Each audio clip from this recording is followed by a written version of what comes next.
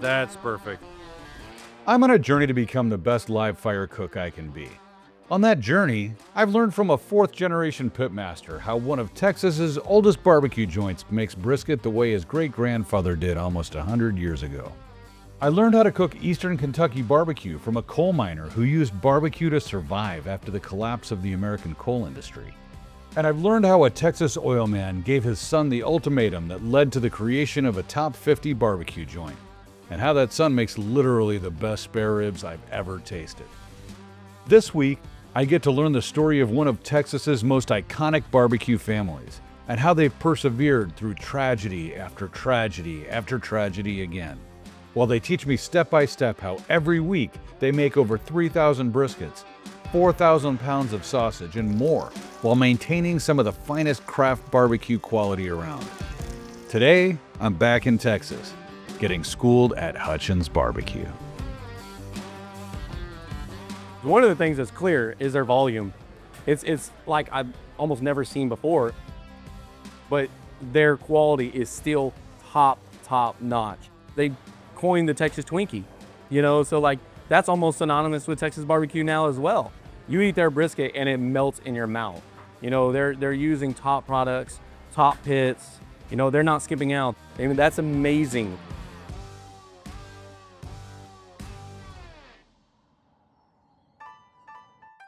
My mom had got pregnant with my little brother Tim in 1980, so we had to move into the end of the barbecue house, which was a 10 by 10 room. We stayed there for 1 year, and then Dad built on a 16 by 30.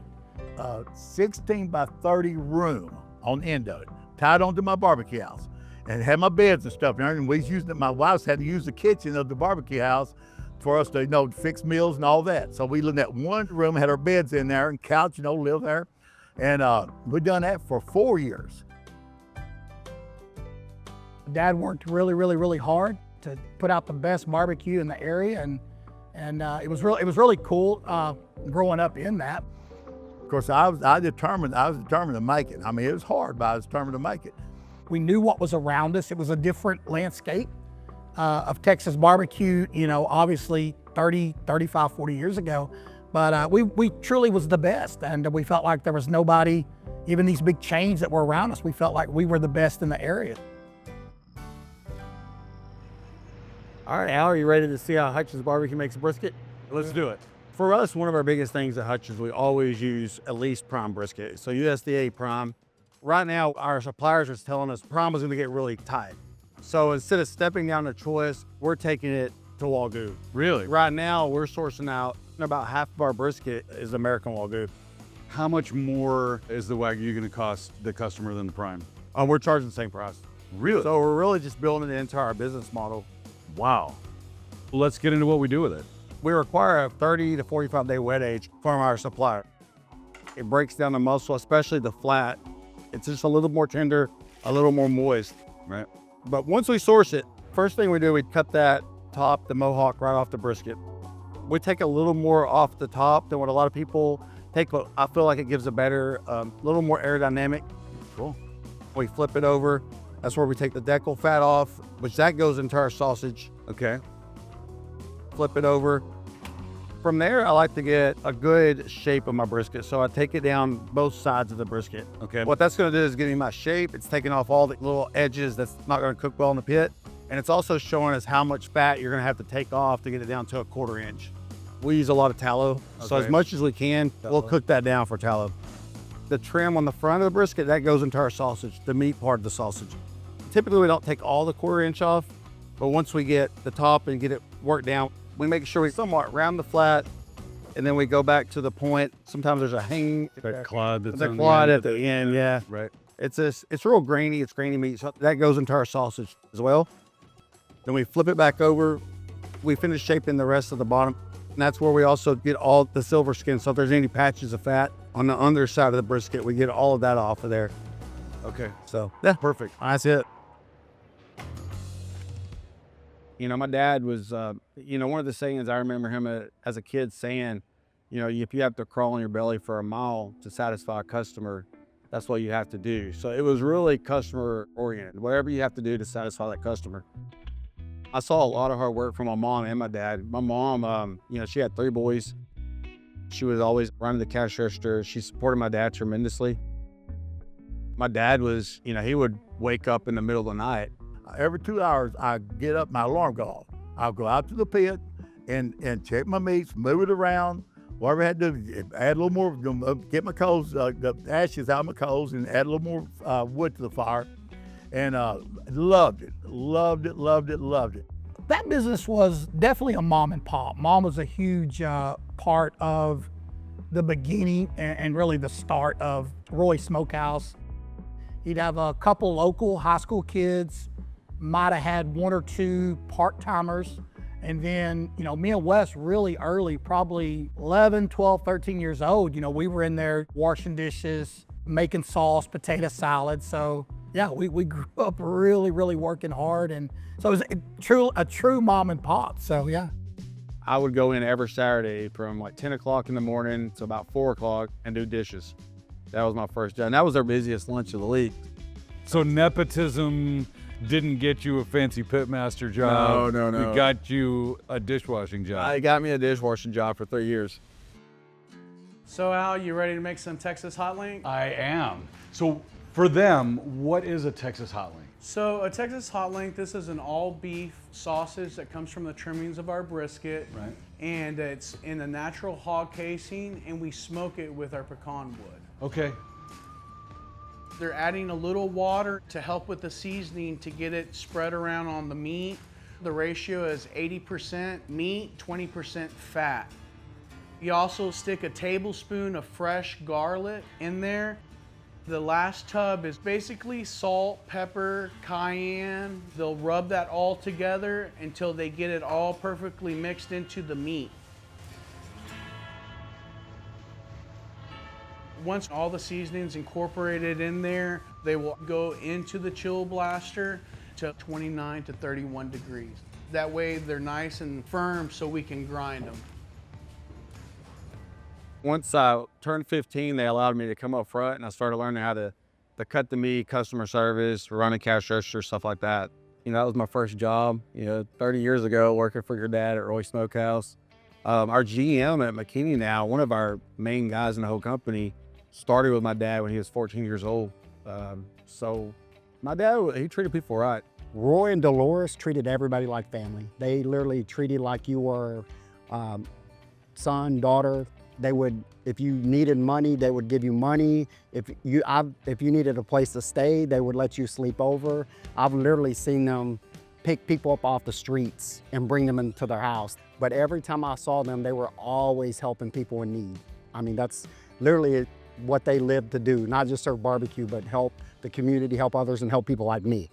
We're blessed today because of that. The way they treated people, not just second and third chances, but just through and through and through, and even when they didn't have the means, they would make a way to help any and everybody they could. So that's a huge part of our success today.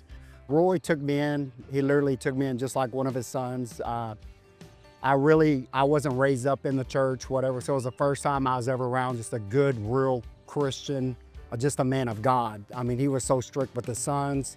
And I started growing up with the family, stayed there all through high school. So Wayne's been around a long time. We've got, so much history together, so many stories. And in fact, me and Wayne, we find ourselves at work where we're having too much fun. We gotta, hey, let's focus on pits. Tracy was like a brother. We did things together that I really can't talk about as we got older, before we actually matured. But other than that, Roy really taught me structure, just how to be a man, how to walk upright, how to, truly run a barbecue. I've been doing it my whole life.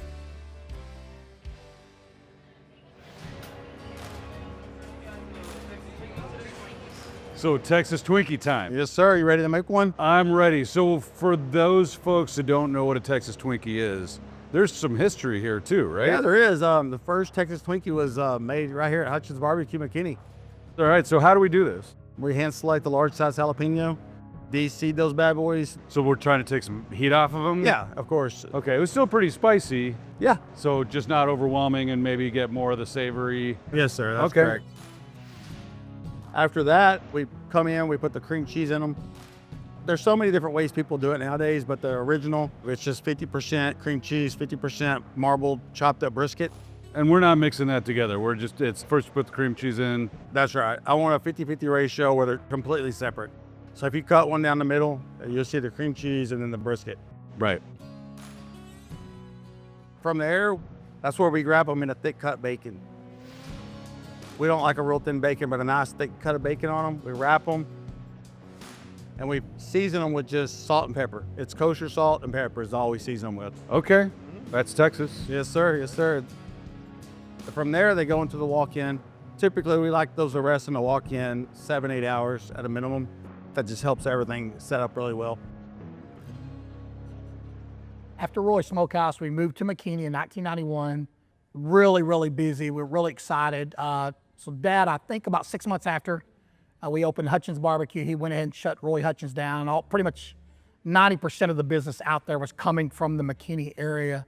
After the success in McKinney, the Ranch House Barbecue came open here in Frisco. So I came on full-time as a manager in '99 after I graduated. You know, McKinney was killing it. Frisco was killing it. The Randy Whites was killing it. 22 businesses what I opened. 22 businesses. 22 businesses from scratch. I opened them up and Senor Taco, MG's Classic Burger, They opened a Greenville store in 2001, I believe. a Country Buffet, which I bought property where Hutchins at. It's restaurants. McKinney was a strong store. Frisco was a strong store. Greenville was, it was a struggling store, but it had potential. What do you think drove that rapid growth? What was behind it? Was it ambition? Was it we want to build an empire? Was it greed? Was it was it an adrenaline rush? The way we were raised, and even my dad, you know, you wanted to not just make a good living, you wanted to make an extremely good living.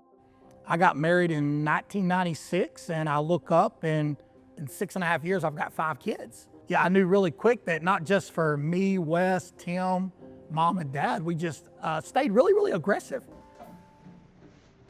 This is not the same as the grinder I have at my house. No. This is a beast. This is our Hobart here. Full capacity is 150 pounds. 150 pounds in one batch. In one batch, we only use about 25 to 35 pounds just because we can get it in and out quicker. Okay, I'm looking forward to watching this beast work. At this point, we're grinding it up. This machine goes through the meat really fast.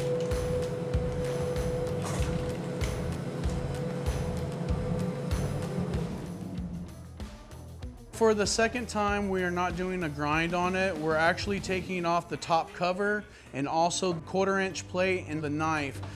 Before we put the meat back in there, we'll mix a little powdered milk with water that helps bind the meat together.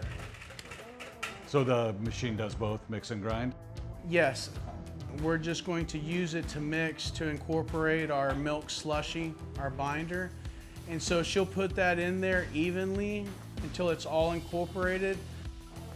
And then once it's mixed fully, we'll use the machine to take it out without grinding it again.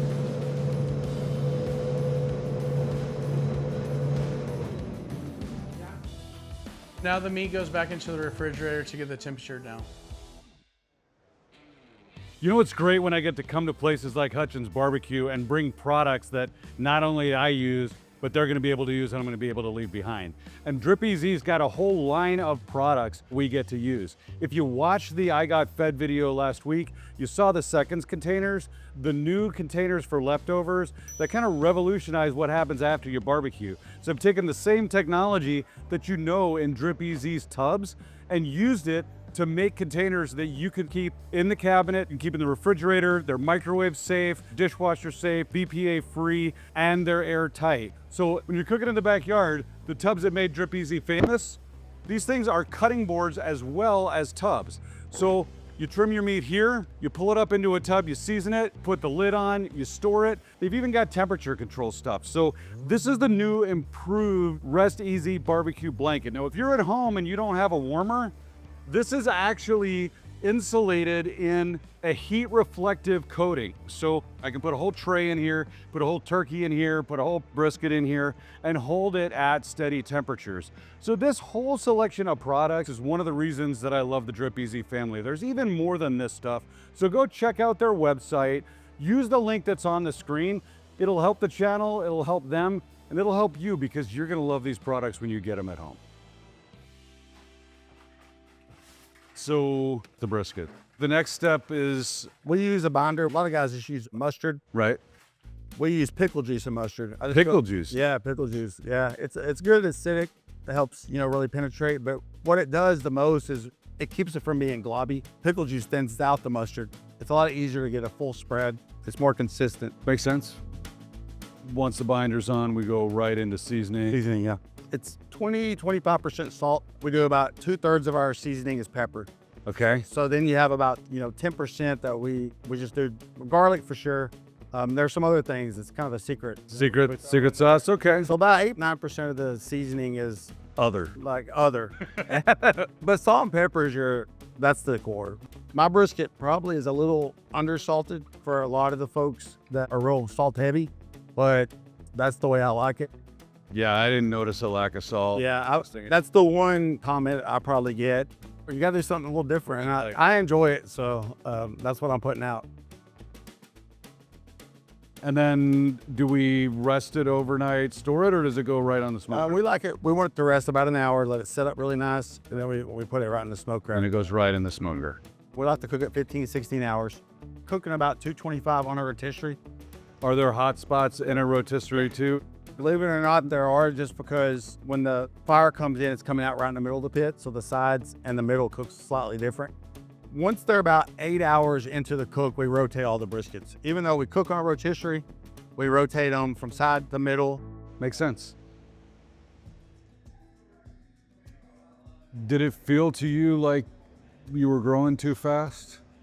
I was fine with it. I was 20 years old, 21. I was ready to conquer the world then. The biggest defining moment in my life, probably that affected me personally at that time, was the Addison location. We felt like we were on the top of the mountain with full service. Really, really nice place. We had a full bar in there. We've never served alcohol in our life. Never have since Addison. 2 a.m., late nights. It was just a completely different concept for us. And about 6 months after we opened, it truly affected our whole company, and it come crashing down.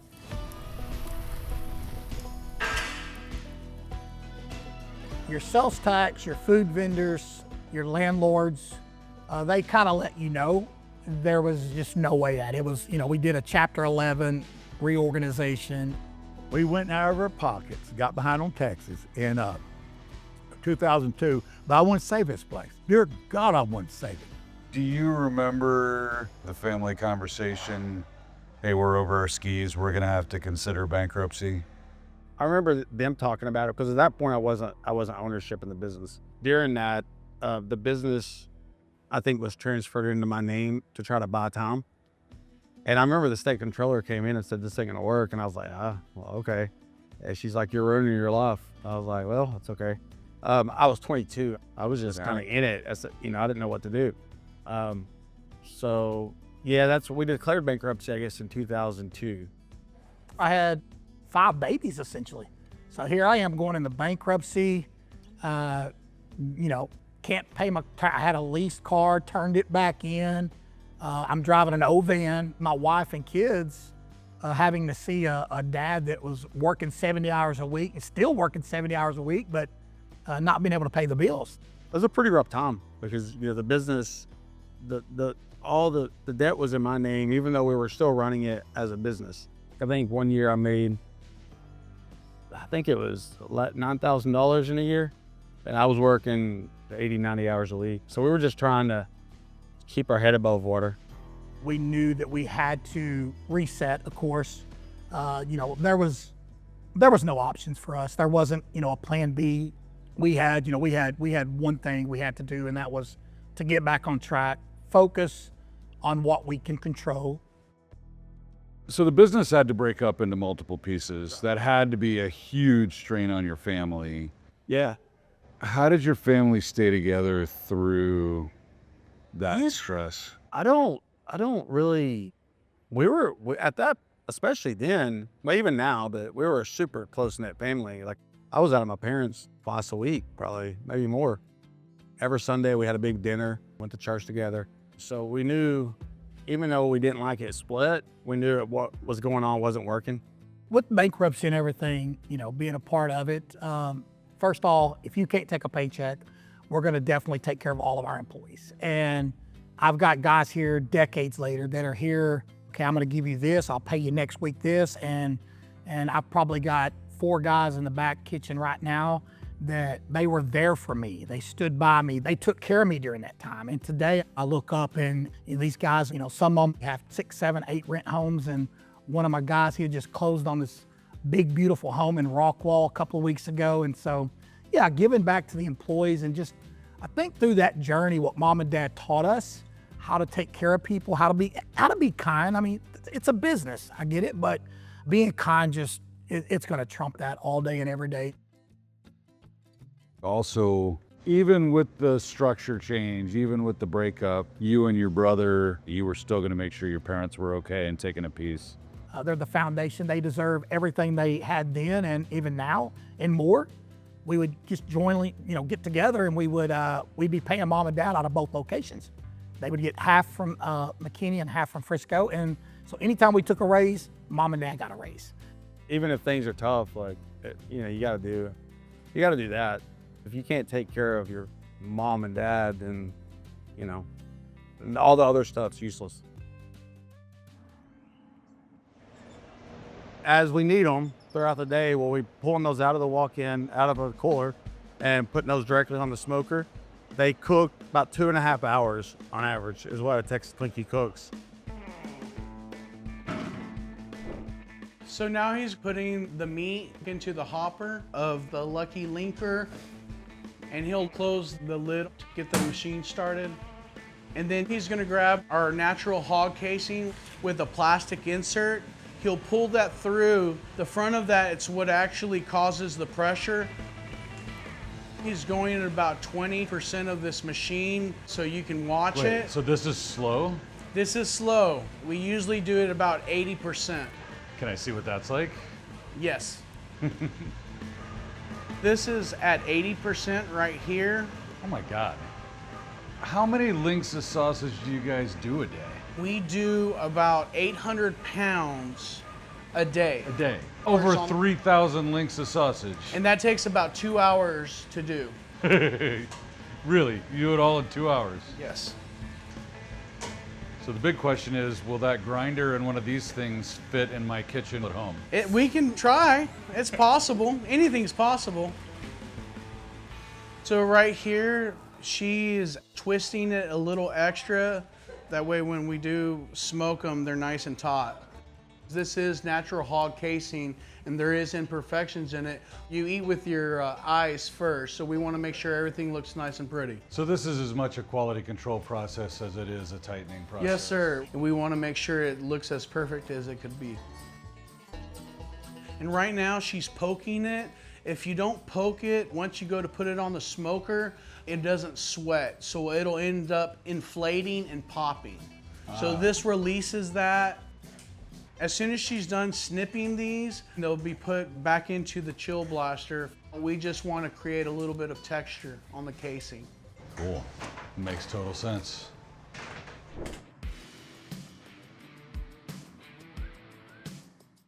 So we're wrapping at like 12 or 13 hours. Yeah, Pretty far into the process. Yeah, it's pretty far up to the stall point. So that's about 3 hours before they're ready. I like them to get to about 170. But a lot of it just depends on the way the bark looks and the way they feel. So once they get the color, the look of what we like, that's when we wrap those bad boys. That's when we tallow them down. So we put tallow on the briskets and we wrap them in the peach paper. A lot of folks, they use a double wrap. Right. That means 2 pieces of paper, they cross it over. We use a single wrap, and we've done that for years. I feel like it creates a little more room in the brisket. It definitely helps the presentation of the bark, in my opinion. you really keep the pepper standing up. All right, so that's new. You know, after the wrap, we're looking at 3 to 4 hours. So we always wrap the times so the guys know what's going on. And then just back onto the smoker. Tallow them, wrap them in butcher paper, and they're back on the pit, back onto the smoker, and that's it till they finish up.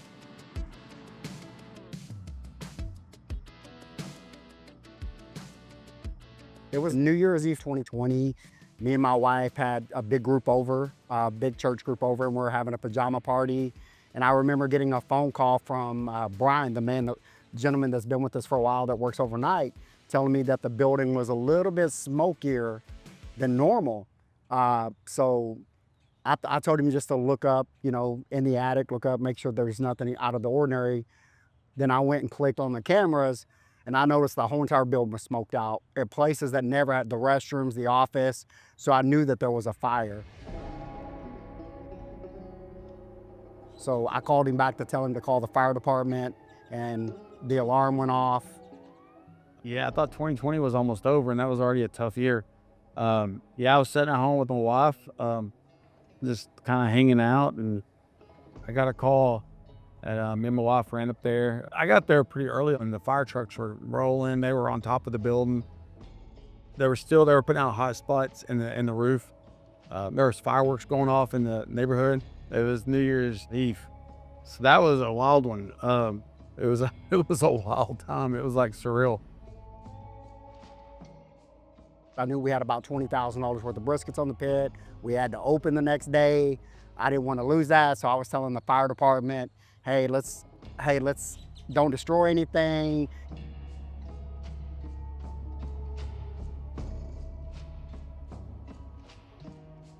Yeah, it's absolutely devastating. Well, it's not only your livelihood, it's what you do every day. It's your passion. It's your, you know, there's a lot tied to that. A lot of emotions, for sure. I saw him with the saw, one of the turn saws on top of the roof, just drilling a big hole in the roof, flames coming out. I saw him inside with crowbars, ripping walls open, so I knew we were in trouble then. So How'd that feel? it was real. It was kind of a like, man, this is, you know, I've never been a part of, I mean, I've been in the business for years. I've never seen a place actually catch on fire like that. And it was almost like that all year of that hard work, watching the business grow, everything just going up in flames.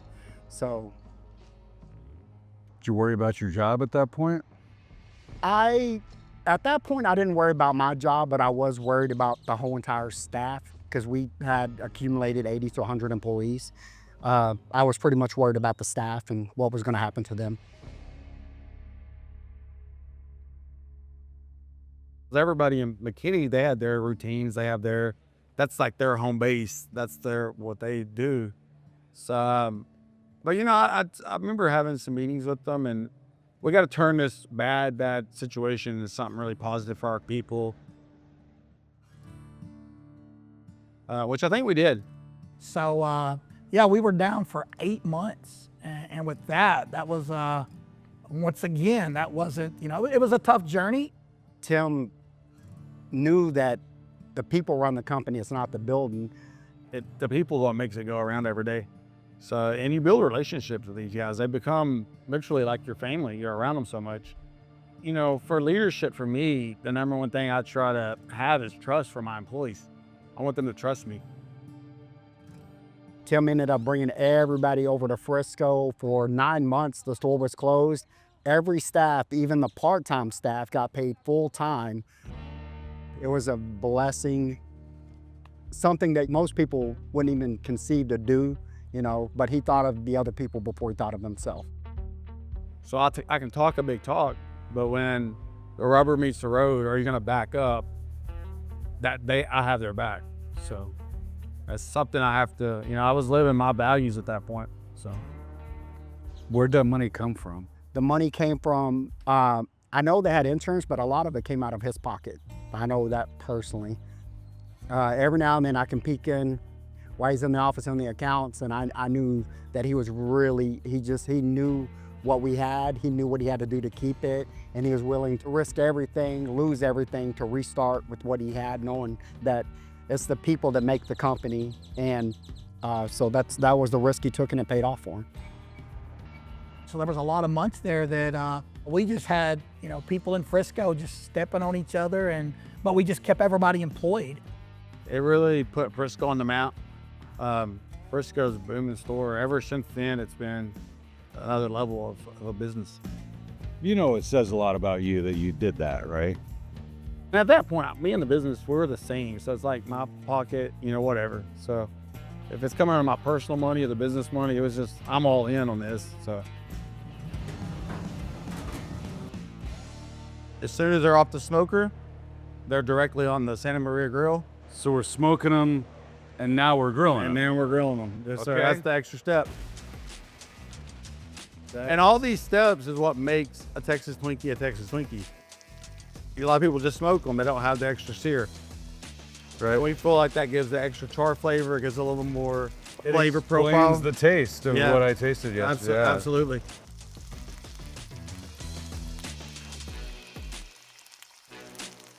Once they're seared, they're ready for service. All right, perfect. The pre-smoke process takes about 3 hours. Our pit's going to be right around 160 to 165. Okay. And once we get to an internal temperature of 160, we'll pull them out. All right, so the brisket. Let's talk about how we know that they're done. It's 100% feel. So our guys, we don't unwrap the brisket to check them. So we just can feel through the paper, the bend on the brisket, and just the feel of the brisket when it's hit the right spot. And you've managed to teach this many people how to feel a brisket so perfectly, so consistently. Yeah, to a point. So our main brisket pullers, one of them's been with me over 20 years. The other one's been with me like 12 years. So this isn't you're hiring kids to No, work in the no, pit this is road. something that's pretty difficult. It's not a training manual type of deal. You gotta cook thousands of briskets to get it down. So what's the resting strategy? They come off, we put them on the speed racks about an hour.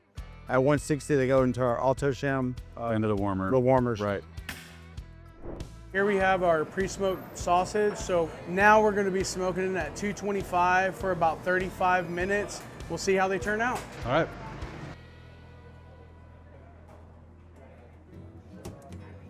If you know Texas barbecue, it's fairly common here.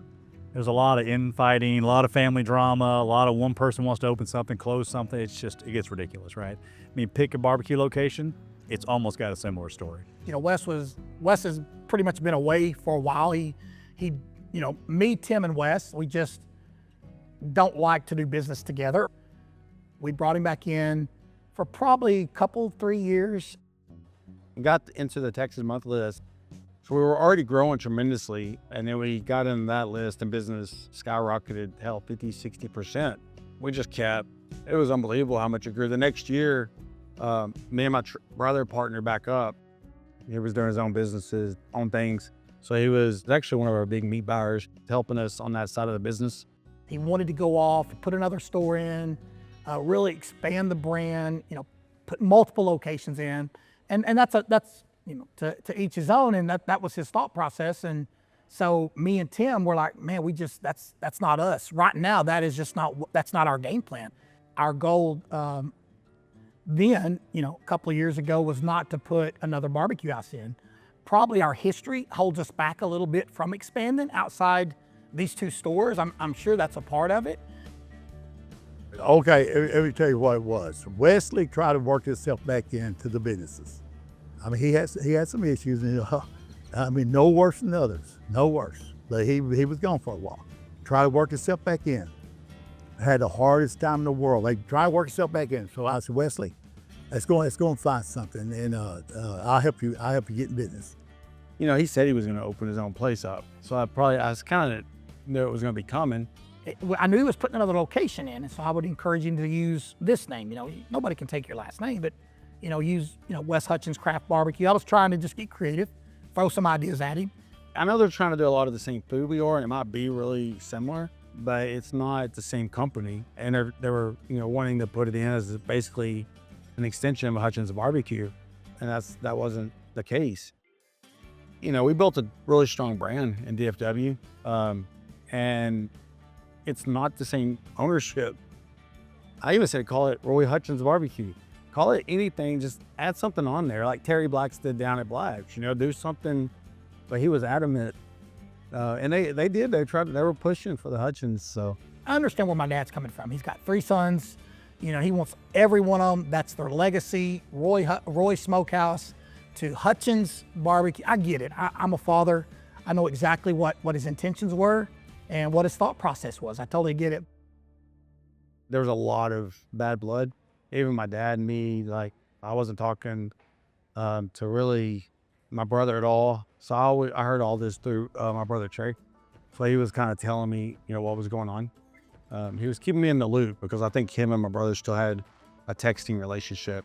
So Dad had come by one day and he was beating on the hood of my truck, not in a crazy way, just, you know, popping his hand on the hood of my truck. I said, Trey, it will be a Hutchins BBQ. And so I was like, yeah.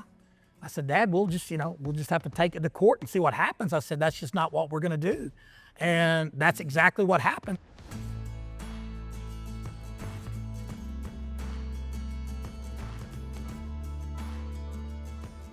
You know, I had a lot of sleepless nights. I had a lot of prayer about it. Is this really worth it? You know, your business name, is it worth it? But at the end of the day, I have a lot of employees. I've done a lot for this, you know, business. I got Trey involved. I have a lot of other people that the brand's important to them. Their daily livelihood is depending on our brand and what we represent. How hard was that to make the decision to take your dad to court? As a son, it was really hard because, you know, I'm 54 years old and I've never missed a Christmas or Thanksgiving with my parents. And so that was the first, I did that for 2 years, back to back. Didn't go to Thanksgiving, didn't go to Christmas. I'd be lying to say that, yeah, I took no pleasure in that at all. But, you know, I think the thing in the back of my head I kept saying is, we're doing this because if that restaurant falls flat on its face, if it is a Hutchins BBQ and they start getting bad reviews, how it can affect, you know, McKinney, how it can affect Frisco. Everything was just falling apart. You know, the mediation fell apart. So we finally filed a lawsuit, I think in February, and we settled in May. So it only took a few months, but because things were moving really fast, and it was going to be a really ugly, long lawsuit from probably both sides. Countersuit's going to be coming back, so it was going to get really expensive, and it was going to get really, you know, dirty. It really has nothing to do with my dad. You know, my dad at his age, he wasn't looking or wanting to put another restaurant in. Really, it was strictly about brothers. It was me and Tim. We'd been in business with Wes before. It didn't go well. So, you know, they just wanted nothing to, you know, me and Tim wanted nothing to do with our brother Wes in the barbecue business. And so it really had nothing to do with our dad. Tracy I know real well, brother Tim I know real well. And from their point of view, what they were trying to accomplish was keeping the brand and the standard the same. That was the biggest thing. And they weren't wrong. It had come down, we'd worked really, really so hard. We had, you know, so many accolades and so many honors, and we're so blessed to have all that. But it just didn't happen. It took a lot of work to get to that level, not just me and Tim, but everybody that works here. It just takes a lot to make this thing happen. And we hadn't been in business with Wes since 2002. And so we just, besides bringing him back in as, you know, one of us for a while, I never disrespected my brother as just one of, we're family, we're here together. I've met, you know, his brothers, I've met his dad, and everybody seemed like great people, great family. And you have those riffs every once in a while, right? Like, I want to go one way, you want to go another. And I think coming from the media and entertainment industry myself, the media is great at blowing things out of proportion and trying to tell a story that might not really be there to make it more interesting for people who want to have this prurient interest in watching. It was the number one motivation, was to get the family back together. Is that settlement. That really business was almost it was an afterthought at that point. We needed the settlement. So that weight's off your shoulders. Yeah. You remember the first conversation you had with your mom after the settlement? Yeah. You know, it's a huge weight off of her because her family was literally getting tore apart from this. So I think it was harder on her than anybody any of us.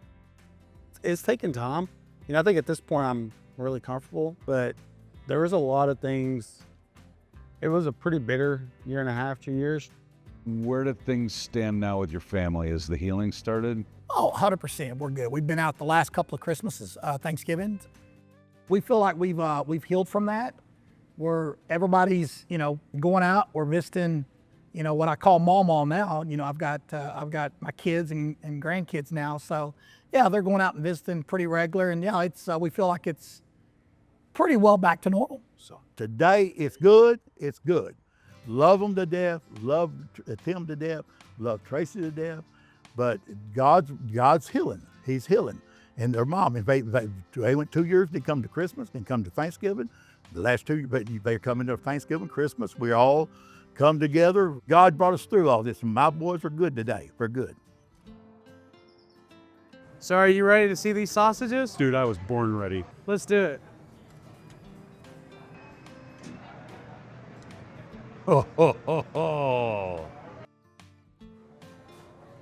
So here we go. Ready? 1, 2, 3. I think the mic heard that. Yeah. All right, we got the snap. Are we ready? Cheers. Oh, man. Delicious. I'll tell you right now, Bill Dumas would be proud of you. Thank Nice you, job, sir. my man. Appreciate it.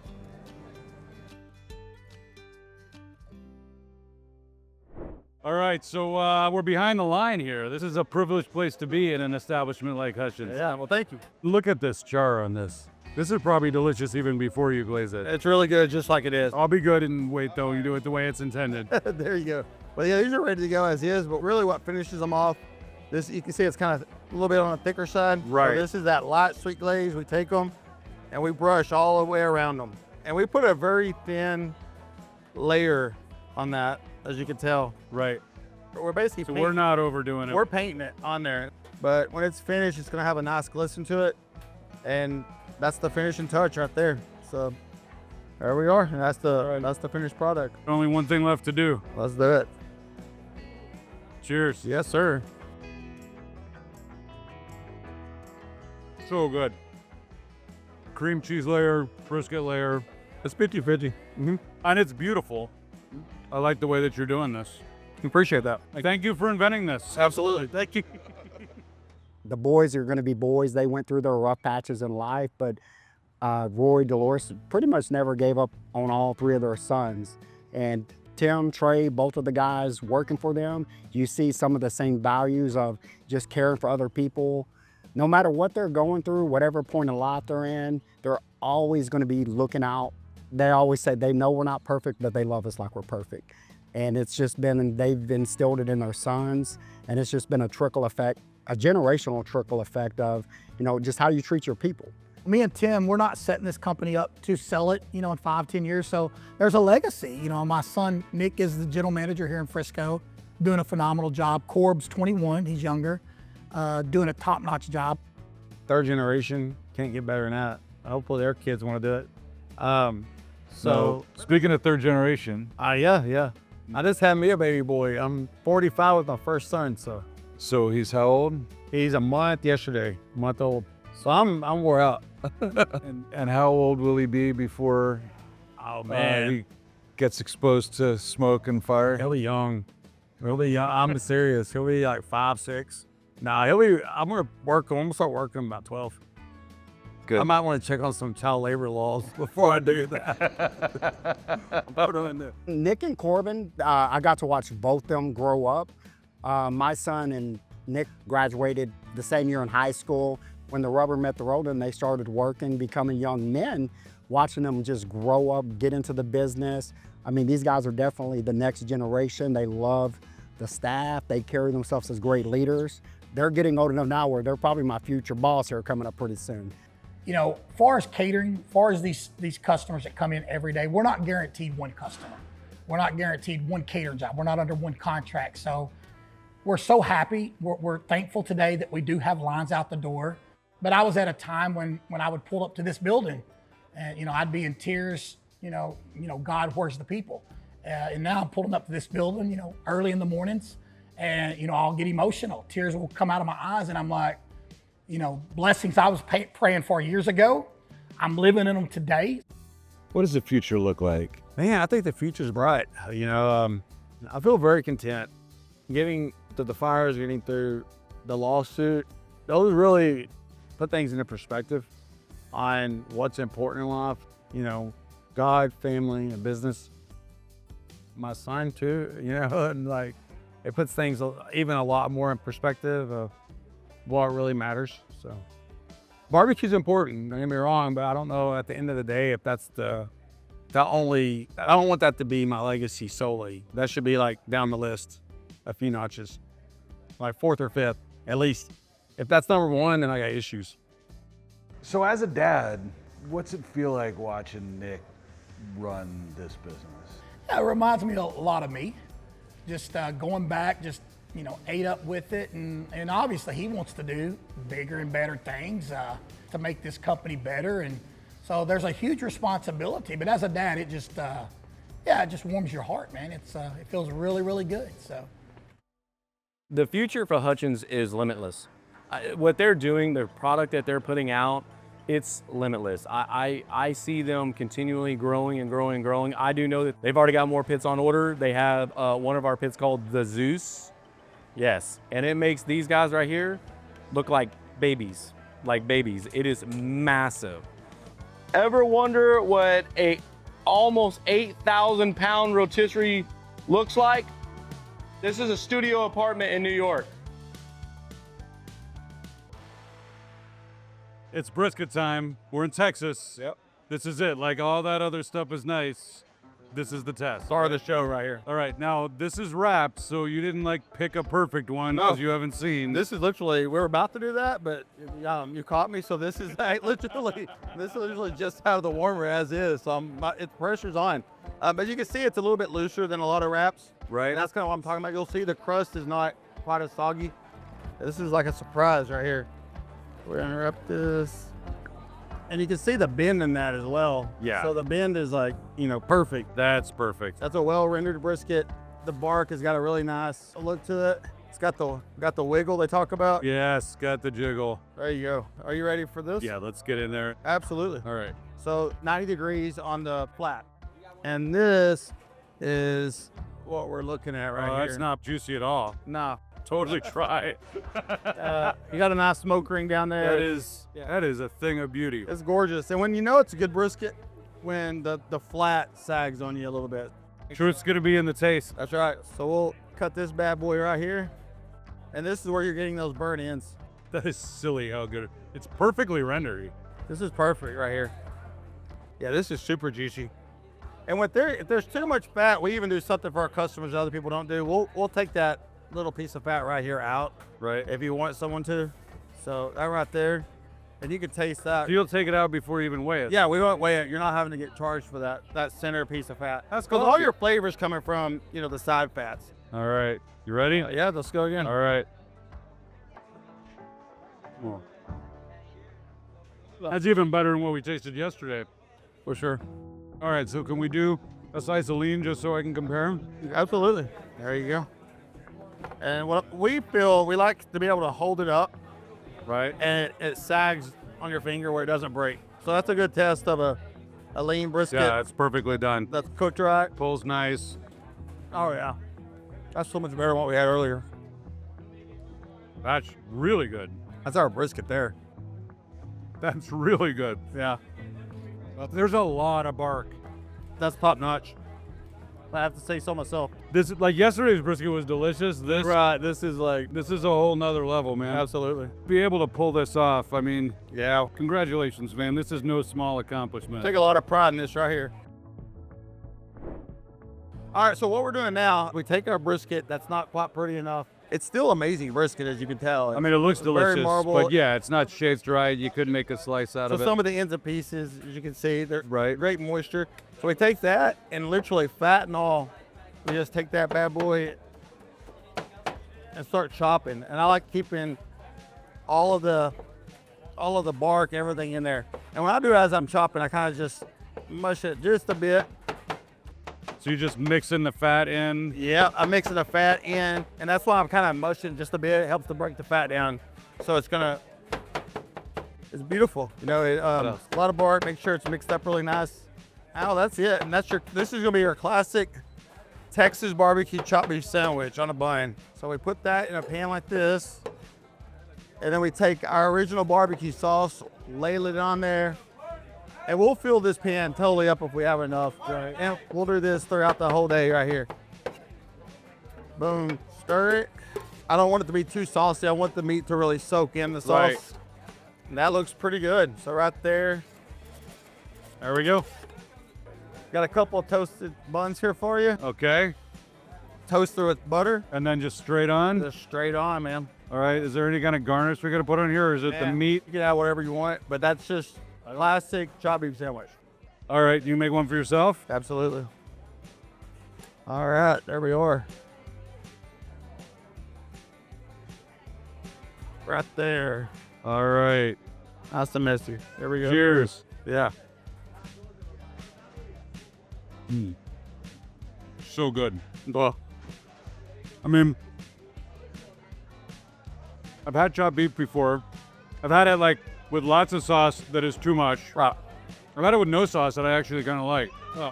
This is a good medium. medium. This really works. Yep. Nice job, man. Appreciate it, brother.